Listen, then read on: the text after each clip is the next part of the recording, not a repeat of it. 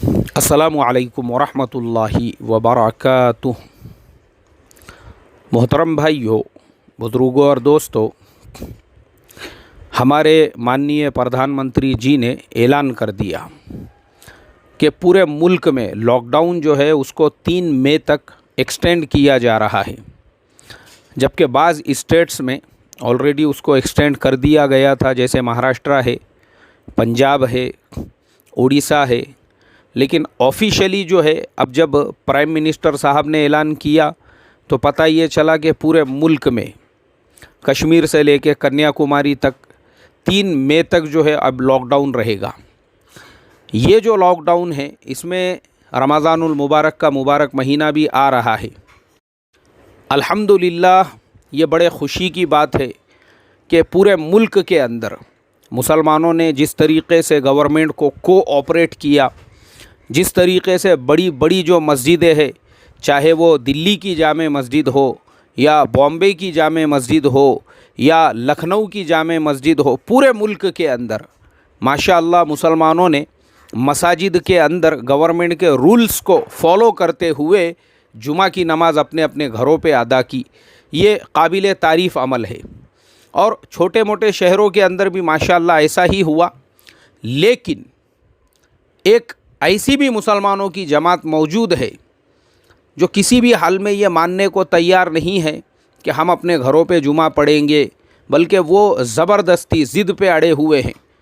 या तो हम मस्जिद में घुस के जुमा पढ़ेंगे, या तो हम अपने टेरिस पे जुमा पढ़ेंगे, या तो हम अपने पार्किंग में जुमा पढ़ेंगे। इसीलिए कोई जुमा ऐसा नहीं जाता है, कोई भी जुमा जिस दिन ये ख़बर पढ़ने के लिए ना मिले शाम के वक्त में कि इस जुमा को इतने शहरों के अंदर इतनी मस्जिदों पे कार्रवाई की गई और इतने एरियो पे कार्रवाई की गई, हर जुमा को ऐसी ख़बरें जो है वो पढ़ने के लिए मिलती है, तो अफ़सोस होता है।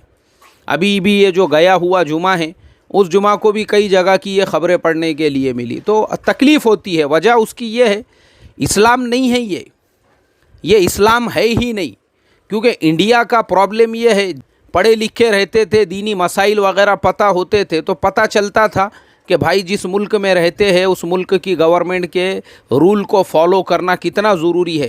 मगर चूँकि जिहालत है, अनपढ़पन है, इस वजह से ज़िद के ऊपर अड़े हुए हैं कुछ जाहिल और अनपढ़ लोग, तो उनकी जिहालत और उनका अनपढ़पन जो है ना, उसकी वजह से इस्लाम बदनाम हो रहा है।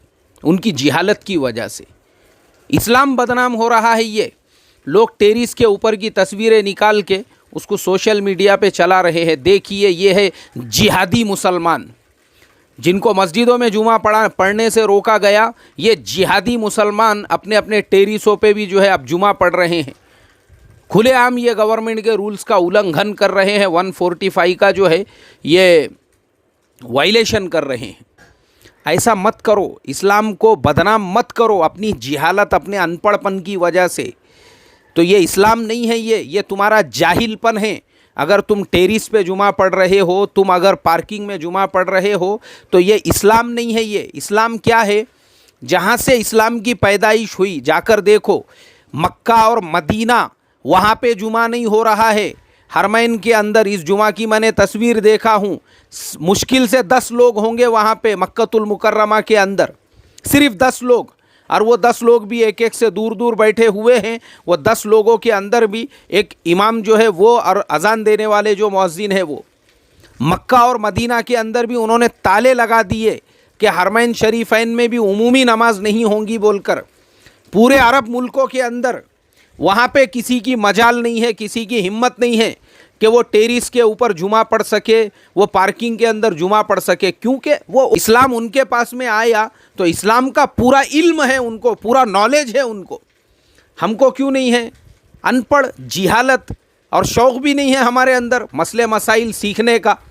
कि गवर्नमेंट ने जब 144 लागू करके मना कर दिया, तो ज़बरदस्ती टेरिस पे और पार्किंग में जो जुमा पढ़ने वाले हैं ये क्या कर रहे हैं बोल के, कभी उसका ज़ौक़ और शौक़ भी नहीं है हमको। लेकिन वो ओरिजिनल मुसलमान है, वो अरब मुल्कों के। तो इसलिए उन्होंने आज से 1-1, 2-2 महीने पहले अपने मुल्कों के अंदर ये ऐलान किया। और उसके बाद सऊदी गवर्नमेंट ने बाज़ाब्ता ऑफिशियली ये डिक्लेयर कर दिया कि रमज़ानुल मुबारक में तरावीह की नमाज भी वो मस्जिदों में नहीं होंगी। ऐलान हो गया उनकी तरफ से। अब जब ये ऐलान हो गया तो अब क्या है, किसी की मजाल है, किसी की हिम्मत है वो टेरिस पे तरावीह पढ़े या वो पार्किंग में तरावीह पढ़े। कोई वहाँ पे कोई तोड़ ही नहीं सकता गवर्नमेंट का रूल, क्योंकि उन लोगों को पता है, चाहे सऊदी की गवर्नमेंट हो, चाहे इंडिया की गवर्नमेंट हो, चाहे किसी और देश की गवर्नमेंट हो, इन मुल्कों की हुकूमतों ने और गवर्नमेंटों ने ये जो कानून बनाया हुआ है कि अपने अपने घरों में रहो, लॉकडाउन जो पूरी दुनिया में किया गया है वो तुम्हारे जान की हिफाजत के लिए, तुम्हारी जान के हिफाजत के लिए कि तुम इस बीमारी से बच सको।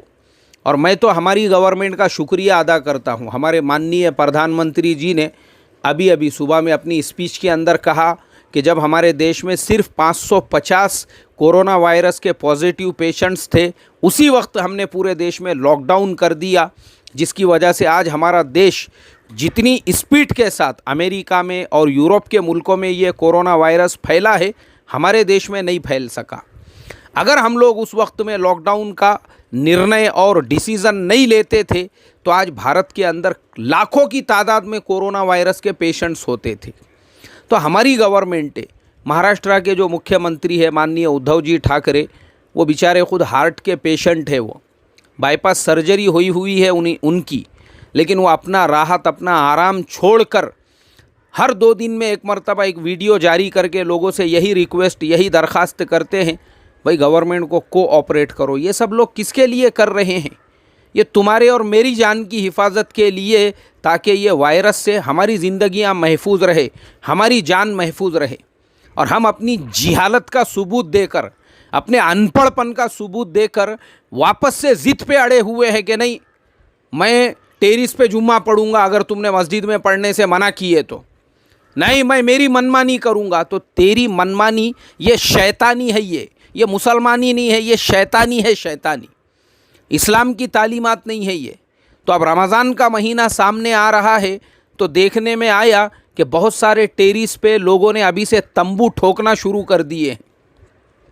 अभी से लोगों को फ़िक्र हो गई है, क्योंकि 3 मई तक यानी रमज़ान का पहला जो अशरा है वो पूरा लॉकडाउन के अंदर जाने वाला है, और उसके बाद भी पता नहीं है, ज़रूरत पड़ी तो लॉकडाउन और एक्सटेंड हो सकता है। तो अभी से बहुत सारे लोग तरावी का क्या होगा, तरावी। अल्लाह रहम फरमाए इस कौम के ऊपर, अल्लाह रहम फरमाए। तरावी मतलब मसाइल का इल्म ही नहीं है, पता ही नहीं है कि भाई तरावी की नमाज क्या है, तरावी के मसाइल क्या है। अरे भाई तरावीह जो है वो एक सुन्नत मुअक्किदा है, और तरावीह की नमाज आप अपने घर पर भी पढ़ सकते हैं, जमात से भी पढ़ सकते हैं, इनफिरादी तौर पे भी पढ़ सकते हैं। जमात से तरावीह की नमाज़ पढ़ना मस्जिद के अंदर ये सुन्नत किफ़ाया है। मतलब क्या है इसका मतलब ये है कि अगर आपके महल्ले की मस्जिद के सदर साहब, इमाम साहब और मौज़िन साहब 3 लोग मिलके अगर वो मस्जिद में पढ़ रहे हैं, इतना काफ़ी है, बस वो पूरे महल्ले के लिए काफ़ी है।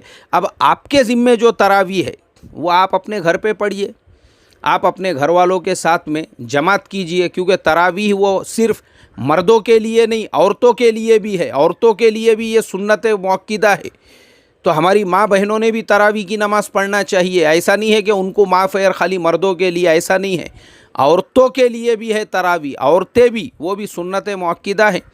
तो मर्द जो है वो घर के अंदर जमात करके तरावी पढ़े, घर के अंदर भी आप घर के जो अफराद है, आपके मियाँ बीवी है, वो दोनों भी मिल के जमात कर सकते हैं। मर्द है अगर उसकी वालिदा है, उसकी बीवी है, वो भी जमात कर सकते हैं। बेटा है, बेटी है, औलादे है अगर घर के अंदर, उनके साथ में भी आप जमात कर सकते हैं, कोई मसला नहीं है।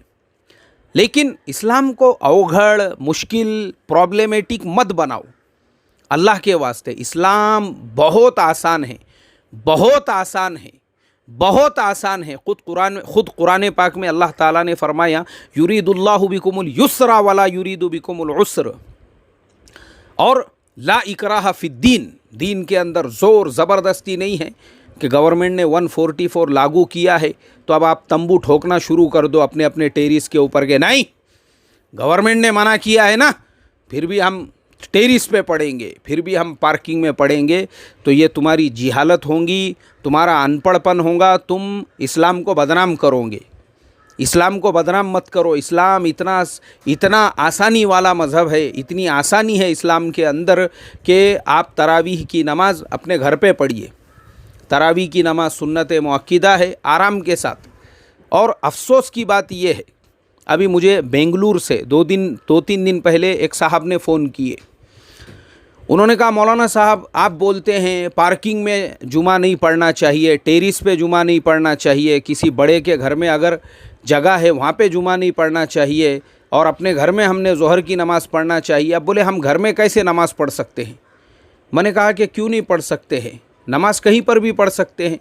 नहीं, मसला वो नहीं है। बोले असल मसला ये है, मुझे नमाज़ पढ़ना ही नहीं आती है। बोले मेरी उम्र कुछ 60-65 साल है, और मैं मस्जिद में इसलिए जाता हूँ नमाज़ के लिए क्योंकि आजू बाजू वाले जैसा करते हैं, बस उनको देख के मतलब इमाम साहब के पीछे रकात बांध के खड़े रह गए। अब उसके बाद अपनी ज़िम्मेदारी थोड़ी है, इमाम साहब सब पढ़ते रहेंगे, मैं खाली खड़े रहता बोले पीछे, मुझे उतना ही आता। बोले अब आप बोल रहे घर पे पढ़ो, घर पे आप पढ़ेंगे कैसा? बोले मुझे आता ही नहीं, कुछ मुझे मालूम ही नहीं है, ना सूरतें मालूम है मुझे, ना अत्तहियात मालूम है, ना वो बैठते तो क्या पढ़ते, सजदे में क्या पढ़ते, मुझे कुछ ही नहीं आता बोले नमाज में, सिवाय सुभान अल्लाह बोलने के। मैं सब सुभान अल्लाह ही बोलते रहता हूँ। बोले बताओ, बोले अब इसी हालत में क्या करना? तो इसके लिए बोले हम लोग जो है टेरिस के ऊपर या पार्किंग में ऐसा एडजस्टमेंट कर रहे हैं।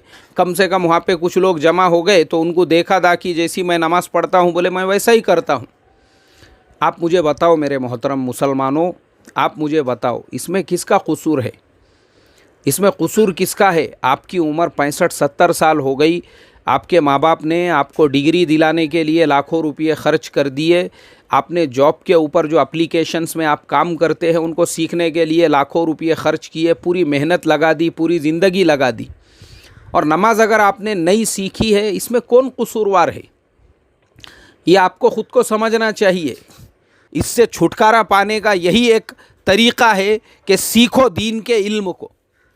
आज आपके पास में मोबाइल फ़ोन है, उसके ऊपर यूट्यूब है, यूट्यूब पे कॉमेडी देखने का टाइम है आज के मुसलमान के पास, यूट्यूब पे छिछोरे वीडियोस देखने का टाइम है, गेम्स खेलने का टाइम से, नेटफ्लिक्स पे सीरीज़ेस देखने का टाइम है, अमेज़ॉन प्राइम के ऊपर देखने का टाइम है। लेकिन वही यूट्यूब के ऊपर अरे सीखो ना, आप वही यूट्यूब के ऊपर देखकर आप जो है कुरान पाक सीखो, नूरानी कायदा सीखो।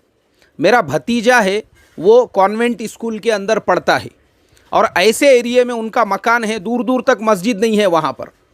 तो मेरे भाई साहब ने मेरे से कहा, बोले यार अब इसको नूरानी कायदा पढ़ाना है तो कैसे पढ़ाना है? तो हमारे एक हाफिज़ साहब है, हाफिज़ तौफीक उनका नाम है, मैं उस अल्लाह के बंदे की वाकई में तारीफ़ करूँगा। वो बेचारे ने नूरानी कायदा सिखाने का अपना एक चैनल शुरू किया हुआ है यूट्यूब के ऊपर, और उन्होंने ख़ुद मुझे कॉल करके ये कहा था कि मौलाना आप एक आध मरतबा मेरे चैनल का ज़रा तारुफ़ करा देना, क्योंकि बोले मेरा जो चैनल है उस पर मैं नूरानी कायदा और कुरान पाक सिखा रहा हूँ। तो मैंने क्या किया, मैंने कहा हाफिज़ साहब मैं ज़रा चेक करता हूँ पहले। तो मैंने उनके चैनल को चेक किया, उनके अलावा मैंने ऐसे बहुत से चैनल्स को चेक किया जिसके ऊपर नूरानी कायदा सिखाया जाता है। लेकिन मैंने जब वो हाफिज़ तौफीक बेचारा एक खेड़े गांव का, देहात का एक हाफिज़ है, गांव की मस्जिद का इमाम है, लेकिन वाकई में भी उसने जो नूरानी कायदा पढ़ाया है उस चैनल के ऊपर, उस चैनल पे ये जितने भी स्टैंडर्ड और ऑफिशियल जो चैनल से कुरान सिखाने वाले, उनमें सब में उसको पहला नंबर दूंगा मैं। उस खेड़े गांव के अंदर इमामत करने वाले हाफिज़ साहब ने जिस तरीक़े से उसमें नूरानी कायदा सिखाया है, मैंने मेरे भाई को वही चैनल जो है, मैंने उनको कहा कि हाफिज़ तौफीक का एक चैनल है, उसके ऊपर तुम नूरानी कायदा सिखाओ। वो मेरा भतीजा सिर्फ यूट्यूब पे देख देख कर पूरा नूरानी कायदा ज़ुबानी याद कर लिया उसने, पूरा नूरानी कायदा, पूरे तजवीद के कवायद के साथ, किस हर्फ का मखरज कहाँ से निकलता है और कौन से तनवीन और नून साकिन के कितने कायदे हैं, कितने हुरूफ हलकी है, कितने हुरूफ इख्फा है, कितने हुरूफ कमरी है, कितने हुरूफ शमसी है, पूरा उसने ज़ुबानी याद कर दिया। और जब यहाँ पे आया वो मेरे पास में छुट्टियों में, तो उसने तो नूरानी कायदा ऐसा मैं तो हैरत में पड़ गया। तो नूरानी कायदे से भी अगर आप सीखना चाहे कुरान सीख सकते हैं, मसाइल सीख तक सकते हैं। अल्लाह अमल की तौफीक अता फ़रमाए। अस्सलामु अलैकुम व रहमतुल्लाहि व बरकातुहू।